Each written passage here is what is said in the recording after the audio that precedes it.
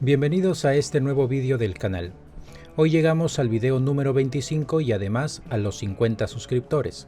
Es un logro significativo que quiero compartir con ustedes, pues este espacio está dedicado al análisis del derecho, así que espero seguir aportando contenido de valor para todos ustedes. En esta ocasión trataré sobre la correcta interpretación del delito de violación de medidas sanitarias. Este tipo penal protege la salud pública y se configura como un delito de peligro, dado que sanciona la vulneración de normas diseñadas para evitar crisis sanitarias, debido a su fundamento legal, el cual radica en la necesidad de garantizar el cumplimiento de disposiciones preventivas en situaciones excepcionales, como epidemias o pandemias, donde la desobediencia puede generar consecuencias graves para la sociedad.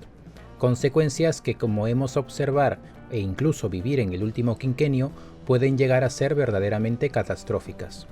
Espero que en el contenido de este vídeo les resulte de interés y, de ser el caso, los invito a seguir apoyando este proyecto Ceciboga Perú. En audiencia pública se formuló el recurso de casación número 2513-2022 Apurímac por la Primera Fiscalía Superior Penal del Distrito Fiscal de Apurímac, contra la sentencia de vista del 12 de agosto de 2022, la cual había sido emitida por la Sala Penal de Apelaciones de la Corte Superior de Justicia de la misma región. Esta había declarado infundada la apelación interpuesta por el Ministerio Público, confirmando en consecuencia la primera instancia del 24 de mayo del 2022, que declaró el sobreseimiento de oficio seguido contra el señor Joseph por la presunta comisión del delito de violación de medidas sanitarias en agravio del Estado. El Ministerio Público presentó acusación directa contra el señor Joseph por presunta comisión del delito de violación de medidas sanitarias en agravio del Estado, con base en el artículo 292 del Código Penal. Los hechos ocurrieron el 2 de abril del 2020, cuando la policía de Abancay fue alertada sobre una reunión social en un departamento de la residencial Garcilaso. Al llegar encontraron a varias personas, incluido Cuellar Guzmán, participando en la reunión con consumo de alcohol y en estado evidente de ebriedad, infringiendo las restricciones sanitarias impuestas por el gobierno para evitar la propagación del COVID-19. Además, se determinó que el acusado era reincidente, ya que el 20 de marzo de ese mismo año había sido intervenido por un hecho similar, donde se le informó sobre las medidas sanitarias vigentes y éste se comprometió a cumplirlas. El 24 de mayo del 2022, el primer juzgado de investigación preparatoria de Abancay declaró de oficio el sobreseimiento del proceso contra el señor Joseph, decisión que fue apelada por el Ministerio Público. El juez argumentó que el delito imputado requiere dolo, es decir, la intención de propagar enfermedades al incumplir las medidas sanitarias, algo que no llegó a acreditarse en el caso. Además, destacó que tras los hechos se promulgó el Decreto Legislativo número 1554-2020, el cual estableció sanciones administrativas para quienes incumplieran las normas sanitarias, dejando claro que dichas conductas no eran penalmente punibles bajo el artículo 292 del Código Penal, invocándose el principio de la mínima intervención del derecho penal, señalando que éste debe aplicarse solo cuando otros mecanismos de control social resulten ineficientes. Sin embargo, es necesario comprender que la interpretación del juzgado resultaba incorrecta. Si bien la promulgación del Decreto Legislativo número 1554-2020 estableció un marco sancionador administrativo, esto no significaba que las conductas previas a su entrada en vigor quedaran automáticamente despenalizadas.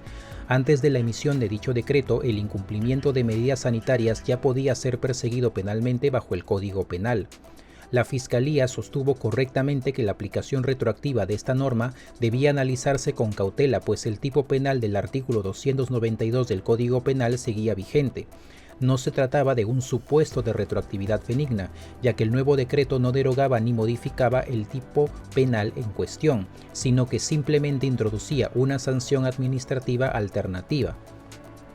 Asimismo, el principio de indubio pro reo no podía aplicarse de manera automática, ya que no existía una duda razonable sobre la punibilidad de la conducta del imputado bajo el marco normativo previo. Por ello, la decisión del juzgado de sobreseer el proceso resultaba cuestionable y fue correctamente apelada por el Ministerio Público. La Sala Penal de Apelaciones de Apurímac confirmó el sobreseimiento del proceso contra el acusado, desestimando la apelación del Ministerio Público.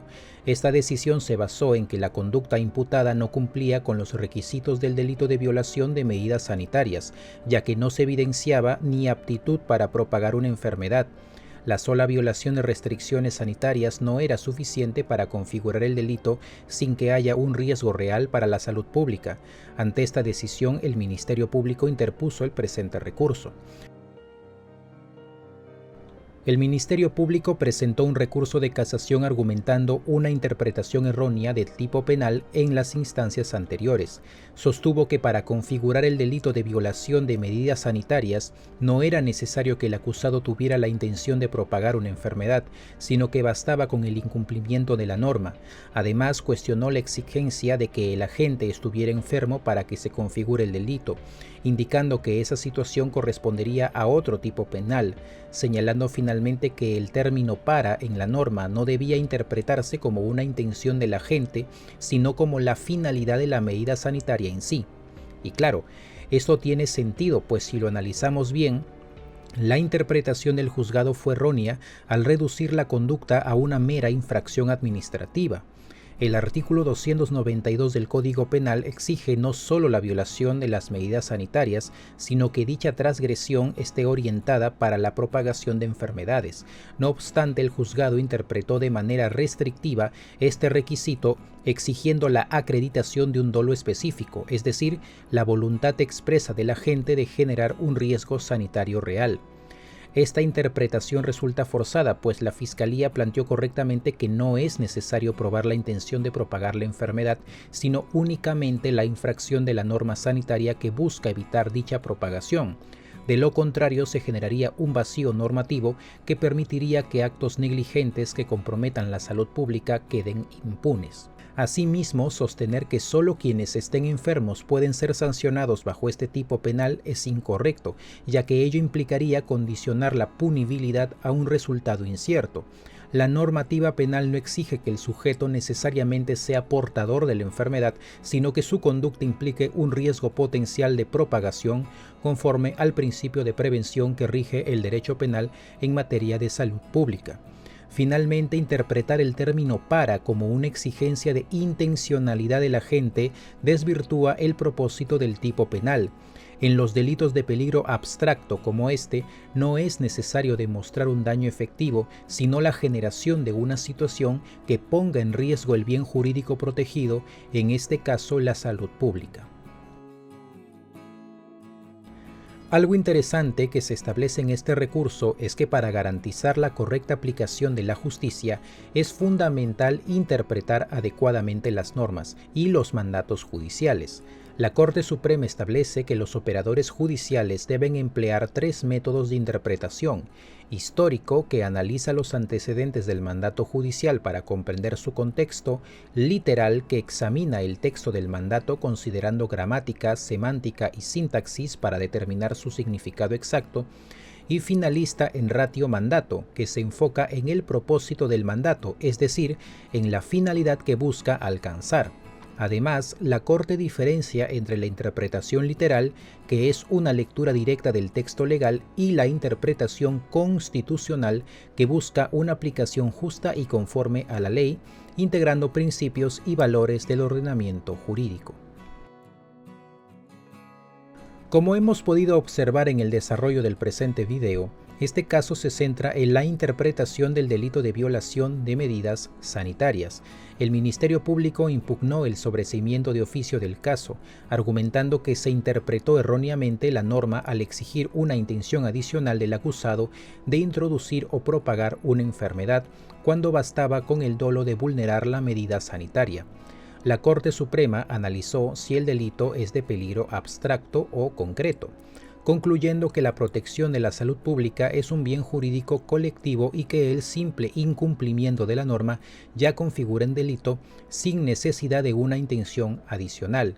El acusado reincidió en reuniones sociales durante la pandemia, aumentando el riesgo de contagio. La Corte determinó que la decisión inicial de sobreseer el caso fue errónea, ya que el defecto en la imputación no justificaba su archivamiento. Por ello, se declaró fundado el recurso del Ministerio Público, anulando las resoluciones previas y ordenando que otro juzgado evalúe la acusación formalmente y de fondo. La decisión de la Corte Suprema es correcta y coherente con los principios fundamentales del derecho penal peruano, pues respeta la legalidad penal, ajustando el alcance del artículo 292 a su correcta aplicación. El sobreseimiento basado en una interpretación excesivamente restrictiva habría significado una inaplicación de la norma, dejando impune una conducta que el legislador buscó sancionar. Por otro lado, el delito de violación de medidas sanitarias protege la salud pública, un bien jurídico de carácter colectivo, pues al tratarse de un peligro abstracto no es necesario que se demuestre un contagio efectivo, sino solo la transgresión de la norma sanitaria impuesta para evitar la propagación de enfermedades, por lo que permitir que un acusado reincidente evada responsabilidad socavaría la función preventiva del derecho penal.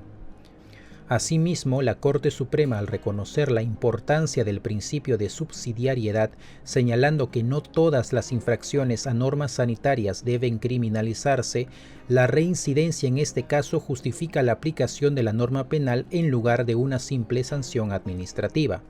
Por otro lado, al privilegiar una interpretación finalista del artículo 292, analizó el objetivo real de la norma: evitar la propagación de enfermedades en contextos excepcionales como epidemias o pandemias.